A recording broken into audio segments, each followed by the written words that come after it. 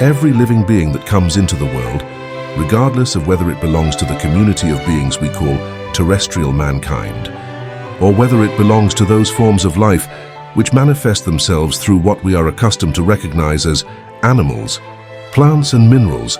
is without exception subject to the experience of life. As the experience of life can only exist as an interaction between two forms of energy, namely, the energy radiating from the universe in the form of our surroundings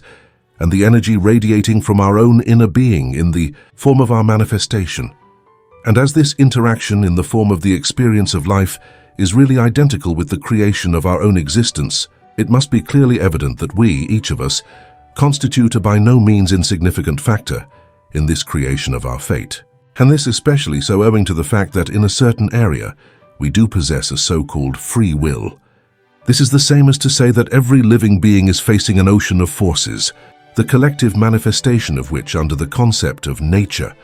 in the form of the elements, in the form of substance or matter, in the form of thought climates and especially in the form of fellow beings, is able to affect it through a scale of greatly differing forms of manifestation, ranging from the most dreadful forms of unpleasantness to the most wonderful and radiant forms of pleasantness. This gigantic organization of forces may then just as easily affect the individual fearfully and horribly as it may affect him pleasurably or happily, and is therefore in equal degree a contributory factor in the creation of a happy as well as an unhappy fate for the individual. As I mentioned before, we are not entirely at the mercy of these tremendous forces, for in reality, within the area governed by our free will, we constitute the dominating factor in the regulation of the influence of these tremendous forces upon our own existence. But again,